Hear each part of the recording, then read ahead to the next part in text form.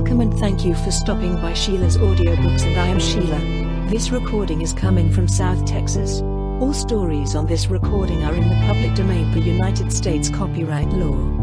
This story is about first appeared in the sketch on October 17, 1923, issue 1603. Poirot and Hastings are called on to investigate the suspicious death of a landowner in a small English town. What looks at first like a simple case of suicide quickly becomes more complex as Poirot interrogates the suspects in the home.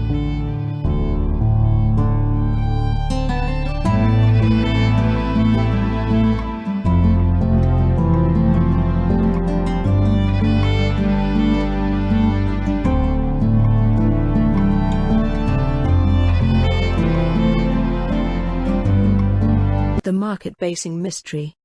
Chapter 1. After all, there's nothing like the country, is there? Said Inspector Japp, breathing in heavily through his nose and out through his mouth in the most approved fashion. Poirot and I applauded the sentiment heartily. It had been the Scotland Yard inspector's idea that we should all go for the weekend to the little country town of Market Basing. When off duty, Japp was an ardent botanist, and discoursed upon minute flowers possessed of unbelievably lengthy Latin names, somewhat strangely pronounced, with an enthusiasm even greater than that he gave to his cases. "Nobody knows us, and we know nobody," explained Japp. "That's the idea." This was not to prove quite the case, however, for the local constable happened to have been transferred from a village 15 miles away where a case of arsenical poisoning had brought him into contact with a Scotland Yard man. However, his delighted recognition of the great man only enhanced Japp's sense of well-being, and as we sat down to breakfast on Sunday morning in the parlour of the village inn, with the sun shining, and tendrils of honeysuckle thrusting themselves in at the window, we were all in the best of spirits. The bacon and eggs were excellent, the coffee not so good, but passable and boiling hot. "This is the life," said Japp. "When I retire, I shall have a little place in the country, far from crime, like this." "Le crime, il est partout," remarked Poirot, helping himself to a neat square of bread, and frowning at a sparrow which had balanced itself impertinently on the windowsill. I quoted lightly, "That rabbit has a pleasant face. His private life is a disgrace. I really could not tell to you the awful things that rabbits do."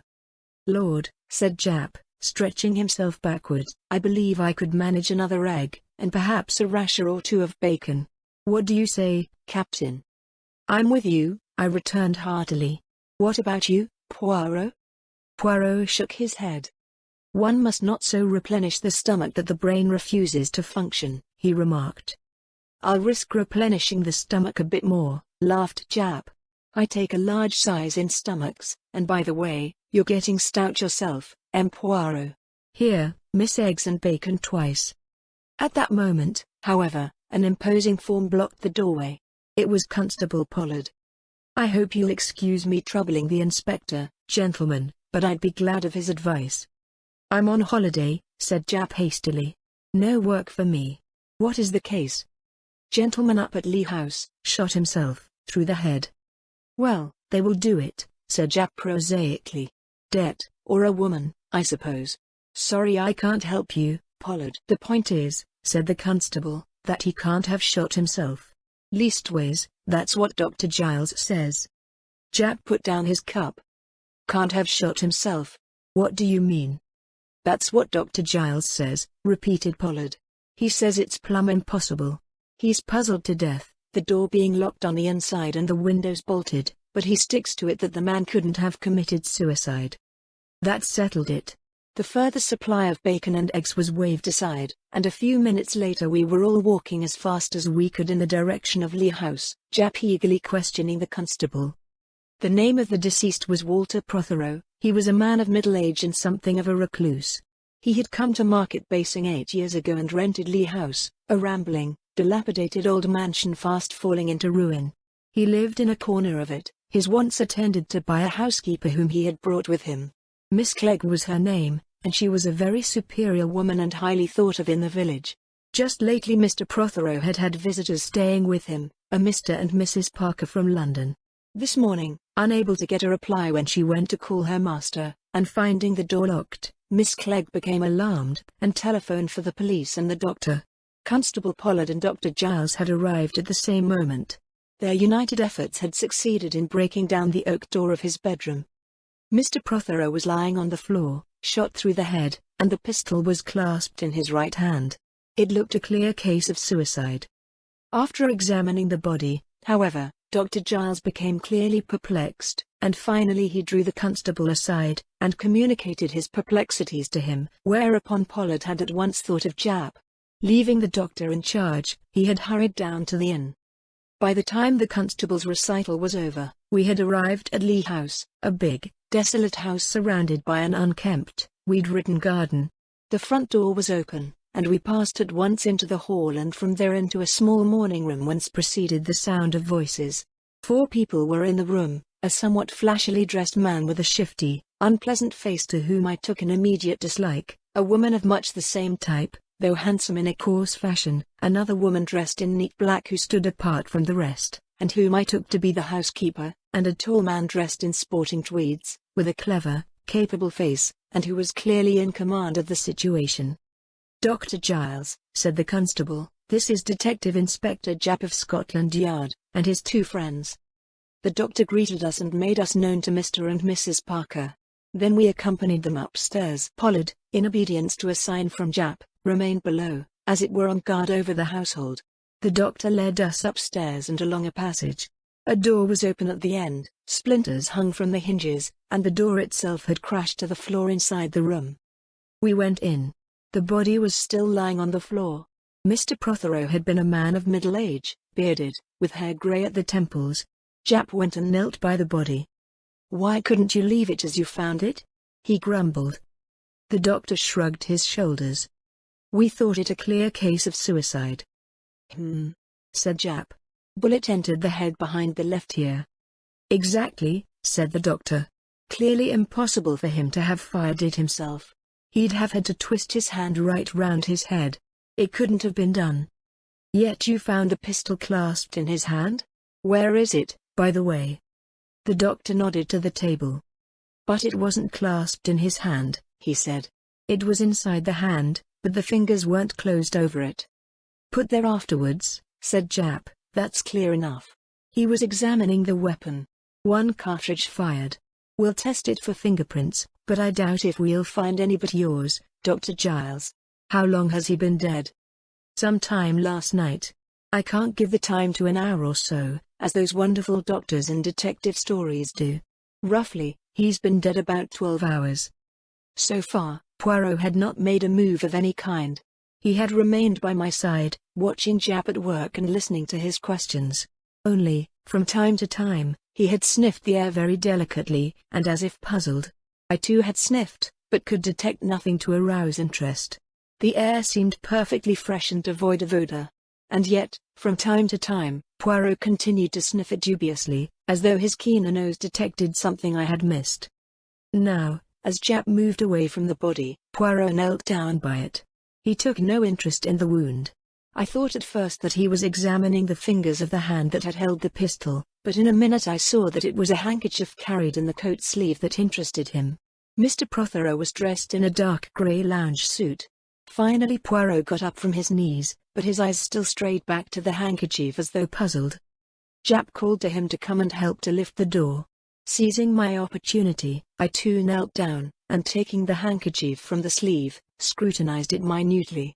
It was a perfectly plain handkerchief of white cambric, there was no mark or stain on it of any kind. I replaced it, shaking my head and confessing myself baffled. The others had raised the door. I realized that they were hunting for the key. They looked in vain. "That settles it," said Japp. The windows shut and bolted. The murderer left by the door, locking it and taking the key with him. He thought it would be accepted that Prothero had locked himself in and shot himself, and that the absence of the key would not be noticed. "You agree, M. Poirot?" "I agree, yes, but it would have been simpler and better to slip the key back inside the room under the door. Then it would look as though it had fallen from the lock." "Ah, well, you can't expect everybody to have the bright ideas that you have. You'd have been a holy terror if you'd taken to crime. Any remarks to make, M. Poirot?" Poirot, it seemed to me, was somewhat at a loss. He looked round the room and remarked mildly and almost apologetically, "He smoked a lot, this monsieur." True enough, the grate was filled with cigarette stubs, as was an ashtray that stood on a small table near the big armchair. "He must have got through about 20 cigarettes last night," remarked Jap. Stooping down, he examined the contents of the grate carefully, then transferred his attention to the ashtray. "They are all the same kind," he announced, "and smoked by the same man. There's nothing there, Poirot."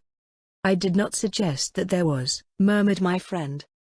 "Ha!" cried Jap, "what's this?" He pounced on something bright and glittering that lay on the floor near the dead man. "A broken cuff link. I wonder who this belongs to. Dr. Giles, I'd be obliged if you'd go down and send up the housekeeper." "What about the Parkers?" "He's very anxious to leave the house, says he's got urgent business in London." "I dare say. It'll have to get on without him. By the way things are going, it's likely that there'll be some urgent business down here for him to attend to. Send up the housekeeper, and don't let either of the Parkers give you and Pollard the slip." "Did any of the household come in here this morning?" The doctor reflected. "No, they stood outside in the corridor while Pollard and I came in." "Sure of that?" "Absolutely certain." The doctor departed on his mission. "Good man, that," said Jap approvingly. "Some of these sporting doctors are first-class fellows. Well, I wonder who shot this chap. It looks like one of the three in the house. I hardly suspect the housekeeper. She's had 8 years to shoot him in if she wanted to. I wonder who these Parkers are? They're not a prepossessing-looking couple." Miss Clegg appeared at this juncture. She was a thin, gaunt woman with neat grey hair parted in the middle, very staid and calm in manner. Nevertheless, there was an air of efficiency about her which commanded respect. In answer to Jap's questions, she explained that she had been with the dead man for 14 years. He had been a generous and considerate master. She had never seen Mr. and Mrs. Parker until 3 days ago, when they arrived unexpectedly to stay. She was of the opinion that they had asked themselves. The master had certainly not seemed pleased to see them. The cufflinks which Jap showed her had not belonged to Mr. Prothero, she was sure of that. Questioned about the pistol, she said that she believed her master had a weapon of that kind. He kept it locked up. She had seen it once some years ago, but could not say whether this was the same one. She had heard no shot last night, but that was not surprising, as it was a big, rambling house, and her rooms and those prepared for the Parkers were at the other end of the building.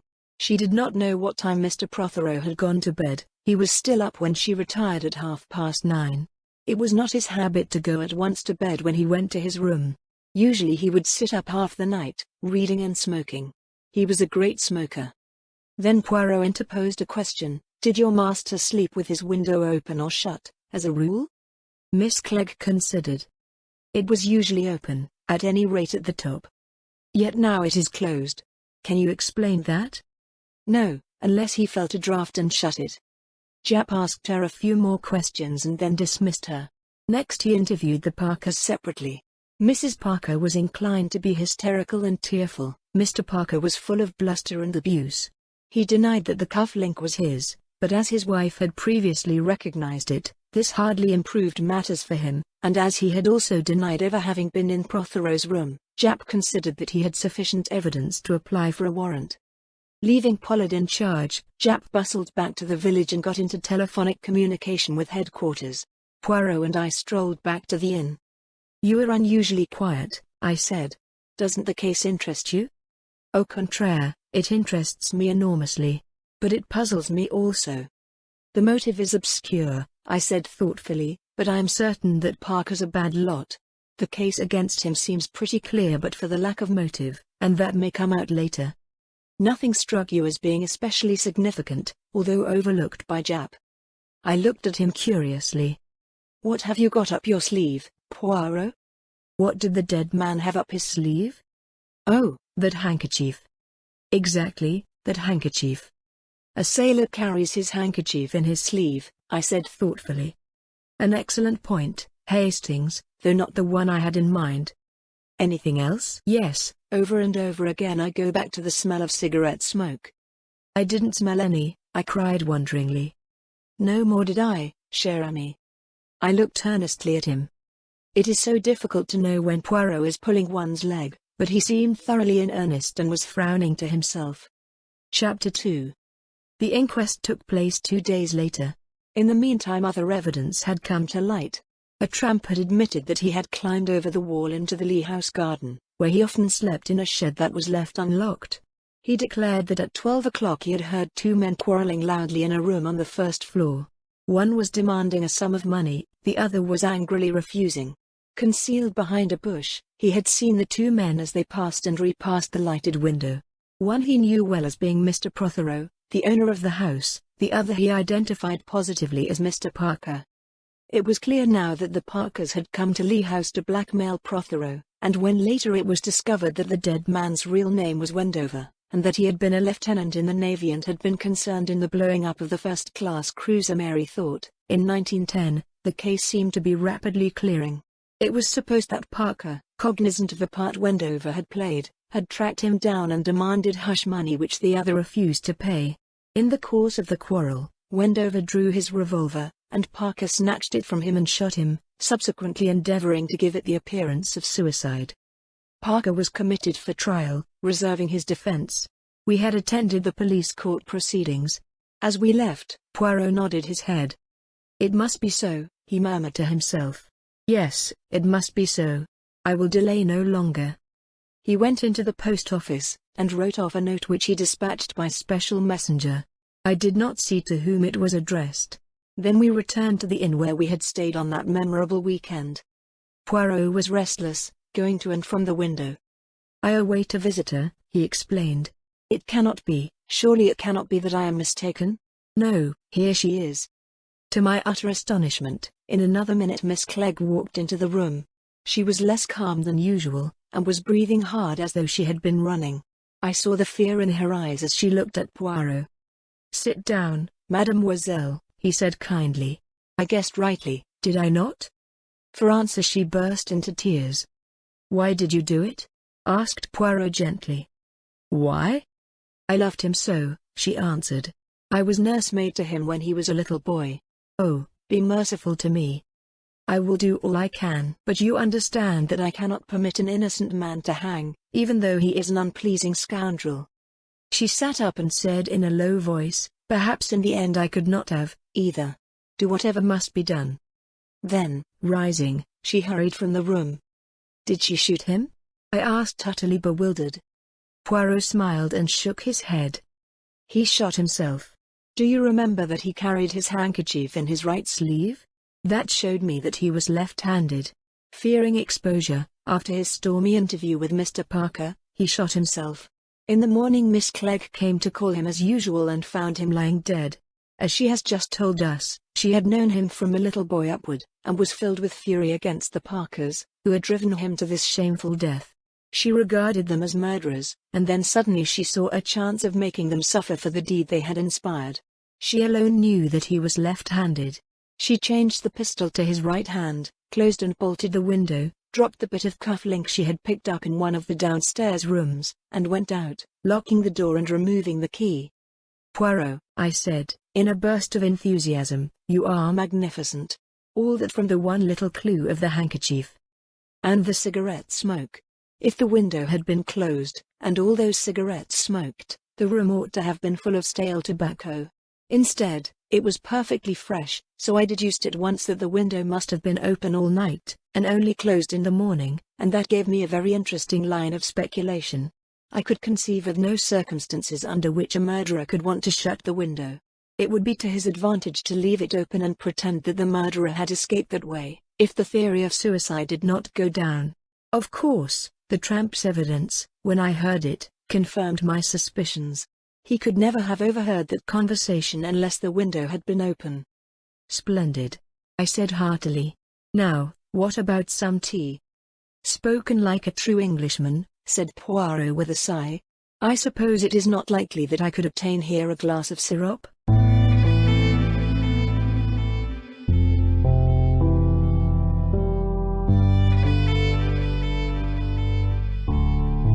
Thank you for listening to today's episode. I really hoped you enjoyed it.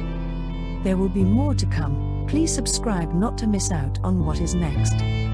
I will be looking forward to your return. The music is by Madfan from Pixabay. To support this and other artists, go to pixabay.com. Sheila.